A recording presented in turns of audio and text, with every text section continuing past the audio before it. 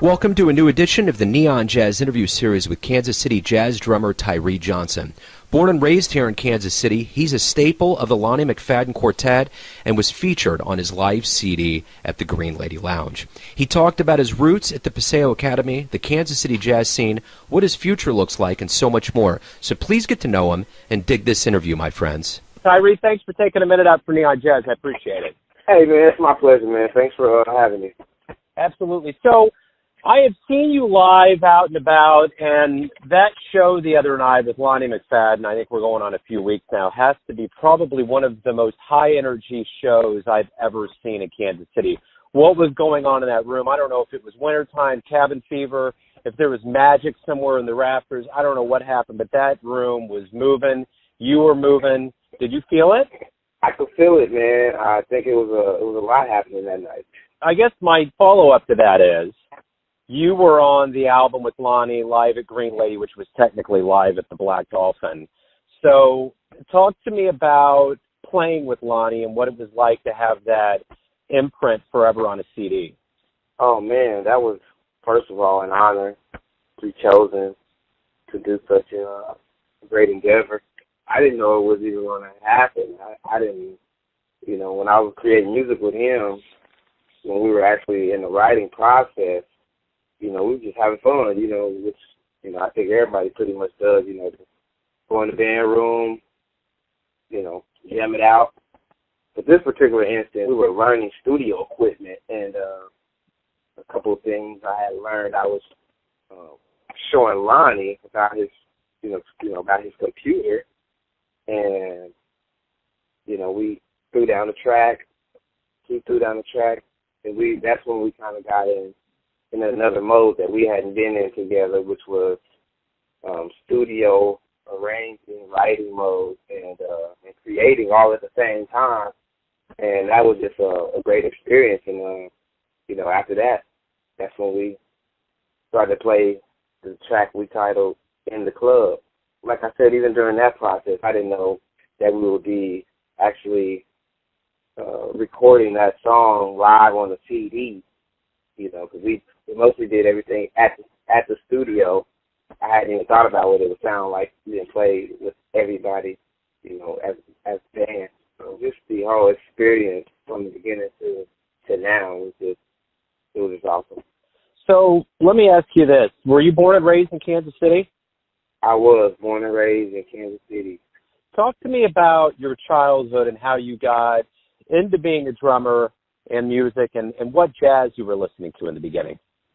Well, in the beginning, I started with Two Twigs in a Bucket.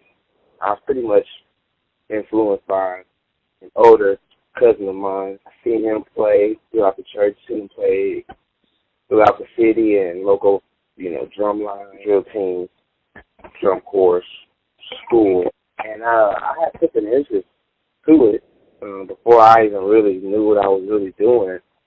So from there, I would begin to play in church when I could get my chance. There was a lot of other drummers, aspiring drummers, that definitely put some fire under me to really want to play more, to want to really get my chance to prove myself. Started there, branched out to local community drum lines and drill teams. And from there, I guess I started dancing before I could get my shot as a drummer. Took a little while, but finally got my shot as a drummer on the line. Then I had experienced music in middle school, doing the same things, local community drill team, drum line, church, and I guess in high school is where I was exposed to jazz. Before high school, even while I was in high school, jazz was not, it wasn't something that I took to. I don't know if it was the complexity of it. Well, I guess I know now. Now I know it was a big task at hand, and it was just kind of a little hard for me to understand at first. I participated. I auditioned and got in at Paseo High School, I think around 2004. I was involved in jazz band, concert band. It wasn't until I said my late junior year, senior year, early senior year till I really started to experience what jazz really was and take it on full force. Ever since then, things have just opened up for me, and that's what I realized, that jazz was one thing that I was missing in my playing life. It just definitely opened me up to be able to play almost any style of music, really. The independence that it demanded was quite a challenge. However, I was up for a challenge. I was young, I'm ready. Jazz, what's up? Let's do. Took it on full force. Then out of high school, from high school, we created a jazz combo. From there, from high school, not only did I do jazz, that's where I was introduced to a plethora of styles of music. Kind of being unfortunate, I was able to kind of stick my head a little bit at different places and figure out what was going on, like in the Latin world, or what was going on in the reggae world, what they were doing on the blues side of things. All these different bands I got to actually play with, and I got to experience how much different these styles of music were, but how much alike they were, because they all were good music, but they all kind of had a way of stating a different emotion or a different mindset. So I started to learn that playing different styles, I could use them to highlight whatever needs to be highlighted at the moment on stage to its fullest potential. So with the concert band, with the jazz studies, with the reggae studies, with the gospel studies, with all these different blends, I was able to, kind of create my own sound. What jazz musicians were you listening to in the very beginning that were really influential? Jazz musicians, my favorite guy, I don't even know if we would call him a jazz musician, but, he played so many different styles of music. His name was Chris Days. That's one person I really took to in my early stages of jazz. I took the Chris Daddy days. That helped me to just kind of find who I really wanted to be and what I really wanted to do. And then from there, kind of piggyback off of a few different people, kind of whoever I ran into at the moment. For jazz particularly, man, it was just, I listened to everybody. It wasn't like really just one person who I listened to, because if you listen to one person, then that's who you're going to sound. And I don't really sound like one person, because I don't like how everybody plays all the time,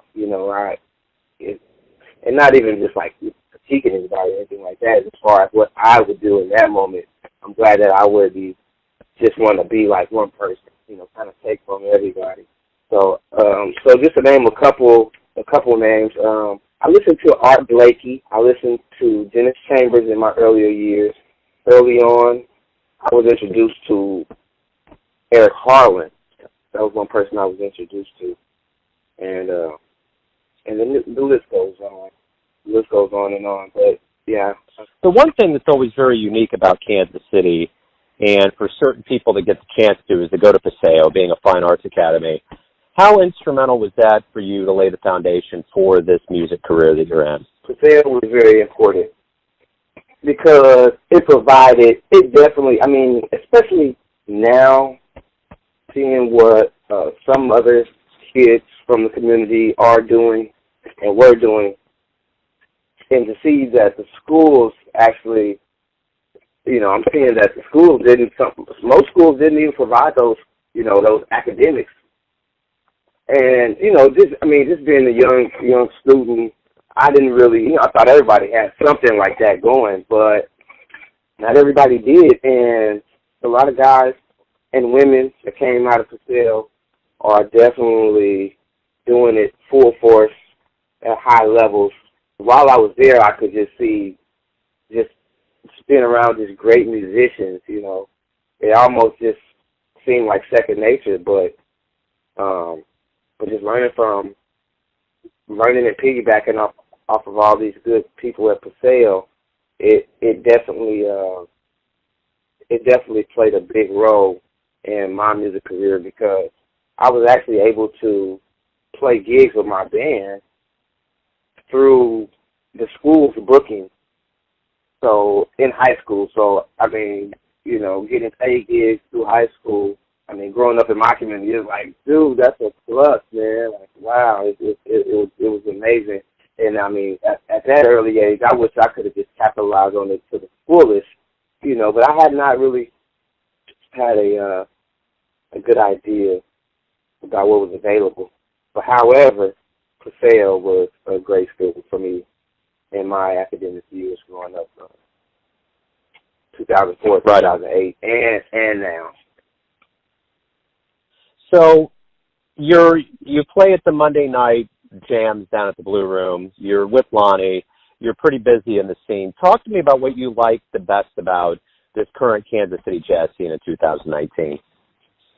Kansas City jazz scene, I mean, I really didn't know how strong it was until I get a glimpse of what everybody else is doing. You know what I'm saying? It's like, what's the standard for me? And, I mean, with that being said, I think the jazz scene is pretty strong in Kansas City. As far as it being the hugest city, I don't think that, you know, but I think for being a small city, producing as much jazz as we are and as much authentic jazz, it's Kansas City's popping.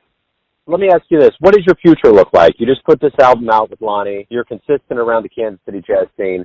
What does the future look like as far as, you know, gigs and albums and things going on? It looks like the sky's the limit, really. I mean, whatever you see is probably what I'm dreaming, or what I'm seeing. So, I mean, until everything just kind of unfolds, it is what it is.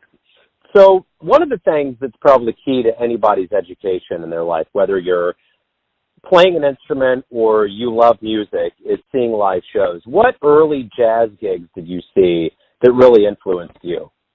I've seen so little jazz shows, really, but it seems like everyone has had an experience on me to be inspired to want to do that, to want to keep going. I would say that. So it gave me enough fuel to get me to the next station to want to keep going. Any jazz shows particular that I've seen that really, really influenced me, I would have to say it might have been Tyree a long time ago. I think I was in high school, probably 2006, 2000 and somewhere around there. Seeing that performance, I mean, that's the only one I can really think of right now. But seeing that performance, and it was definitely an eye opener to make me believe that I could really pursue this thing in a real way, and not even so much as like a job, but like just getting to the next level in my music playing. Let me ask you this: why do you love jazz? Hold on. Who said I love jazz? Oh man, jazz is a great thing. Jazz is a great outlet for musicians, a great outlet for people to express themselves in not just the ordinary way, the ordinary radio way, the ordinary traditional, conventional way. I like jazz because it offers so many ways for you to express. You know, any one note or wrong note can be jazz. So it's like even the mistakes can kind of be right. You know, it's all depending on how you feeling within. You know, and I just love that jazz. It can require what you want out of it. That's it right there. So this is my final question. Everyone has a version or an interpretation of who they think you are, or a perception. But you know yourself best. I mean, your family has a perception, your friends, those that see you perform live, but you know yourself. So who do you think you are? Who do I think? Who do you think you are? Going around here playing drums in Kansas City and playing different styles of music. I'm doing this and doing that. Who do I think I am, man? Oh, that's a good question. I can tell you a piece of the answer. What if I can say everything? But who do I think I am? I think I'm definitely a person that can get things done here in the city or around the world to make a difference in the world and bring people together through music and just have fun and just grow. That's it. That's a great answer, man. That's it. And most of the time, the short, sweet answers, that's just all you need. That wraps everything up. Tyree, thank you for your time.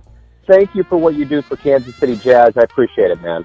Hey, it's my pleasure, Joe. Thanks for having me here. Thanks for listening and tuning in to yet another Neon Jazz interview, where we give you a bit of insight into the finest players in Kansas City and spots all over the world, giving fans all that jazz. And thanks to Tyree for his time, his music, and his cool.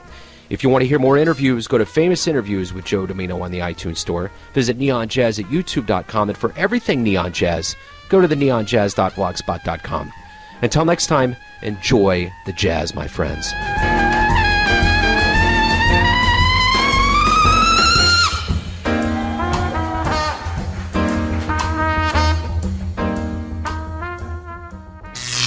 Neon Jazz.